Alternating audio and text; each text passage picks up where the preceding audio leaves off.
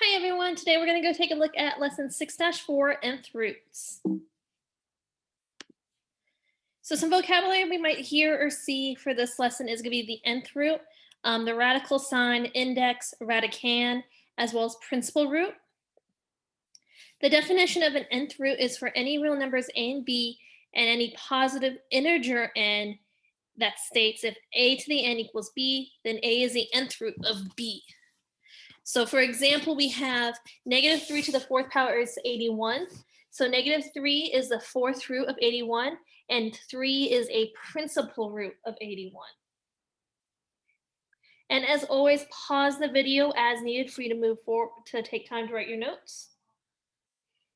So here we have our key concept for real nth roots. Suppose that n is an integer that's greater than 1 and a is a real number. So when our a is greater than 0 and the root is even, we have one unique positive and one unique real negative root. And the positive root is generally the principal root, which is the one that we mainly look at. And when your n root is, when the n value is odd, you only have a unique positive real root. Now, when a is less than 0 or when a is negative, when n and n is even, there are no real roots. But when n is odd, we have one real negative root. And then lastly, when a equals 0 and n is even, we have one root. And that is also the case for when n is odd, we have one root, which is going to be 0. And again, pause as needed. All right, so we're going to head and simplify the square root, the plus minus square root of 16x to the 8th. So this is saying the same thing as 4x to the 4th squared. So when we do that, we're going to end up with plus or minus 4x to the 4th.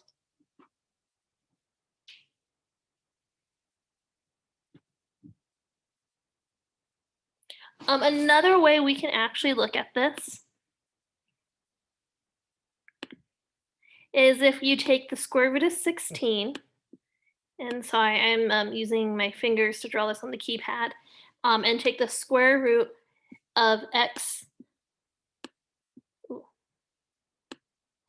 to the 8th. We know the square root of 16 is 4. And then we can always rewrite this as x to the 8 over 2, which would get me 4x to the 4th. So for this, the other way when we look at taking the nth root is you can always divide the exponent by the nth value. And so when we do not see an n value, the n value is automatically 2. So here we have another. So here they say rewrite it as q cubed plus 5 squared, when in reality it's easier just to go, okay, well, I'm just going to do 4 divided by 2 and get 2, which is what we would get, negative q cubed plus 5 squared.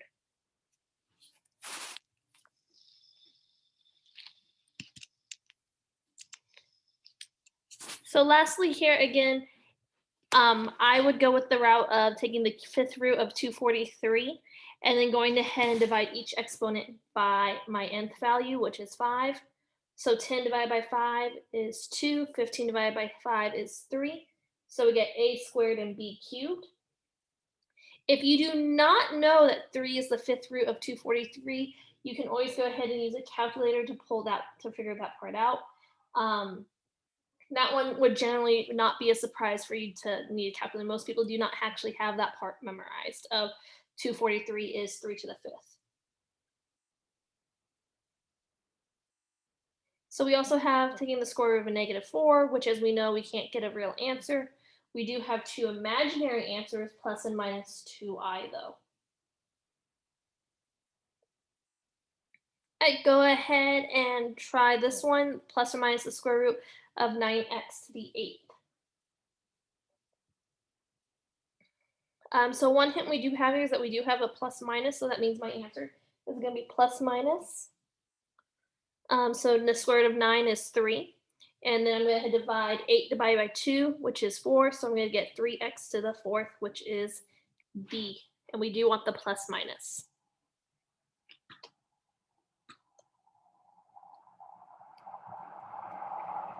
All right, here's question B. Pause the video to give yourself a chance. All right, and you should get A. Negative A cubed plus 2 to the fourth, with the negative on the outside and the fourth on the outside of the parentheses as well. And again, this one's going to be easier dividing the outside parentheses by 2. All right, so here we have the fifth root of 32x to the fifth and y to the 10th. All right, working it out, you should get positive 2xy squared.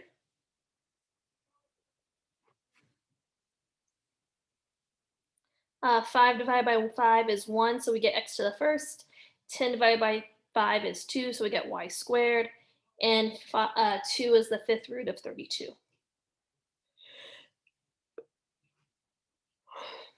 All right, go ahead, pause the video to try this one out.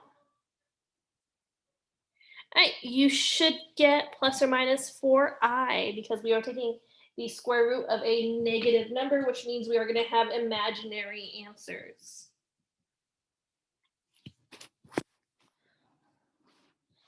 Sometimes it is necessary to go ahead and use an absolute value to make sure that our answer will be a positive number when we're working with the nth roots and variables. So an example of this would be the sixth root of t to the sixth. The only time you're going to use absolute value symbols in this matter is when your nth value is an even number. So when we take the sixth root of t to the sixth, if the exponent is not even, you're going to also need to put absolute value to make sure that you have a positive answer for your solution. So the absolute value of t would be our answer here. So here we have the fifth root of 243 times x plus 2 to the 15th. Since the index is odd, we do not need to use absolute value, so we get 3 times x plus 2 cubed. I like to go with the route of just dividing the exponent by the nth root, by the n value, instead of rewriting it like this. All right, go ahead and try this problem, pause the video. All right, and you should get C, the absolute value of x. We need absolute value because our n value is even. All right, go ahead and try this problem. All right, you should get B. We do not need absolute value symbols because our nth value is even, or is odd, I'm sorry. So 3 times x plus 2 cubed.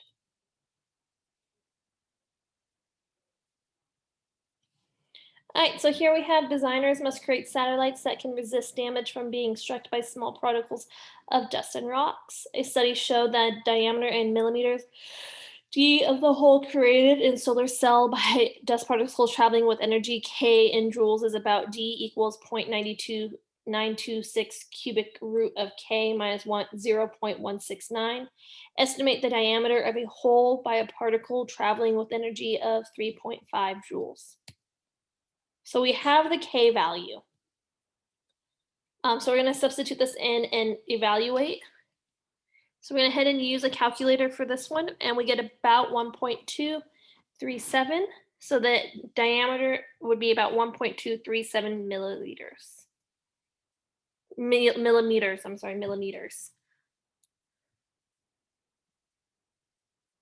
And of course, we can go ahead and check this. To undo the cubic, we would take the cube of it. So you raise to the power of 3 to undo a cube root.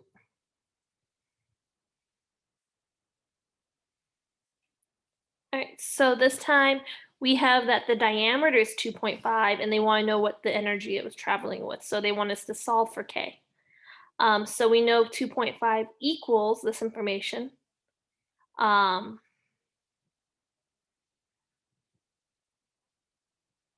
So we're going to head and use a calculator.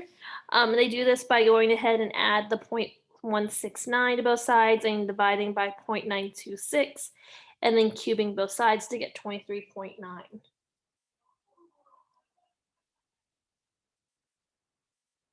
So go ahead and try out this problem. You're going to be solving for t for the first part. All right, after substituting in 32 for g and 2 for L, you should get B 1.57 seconds.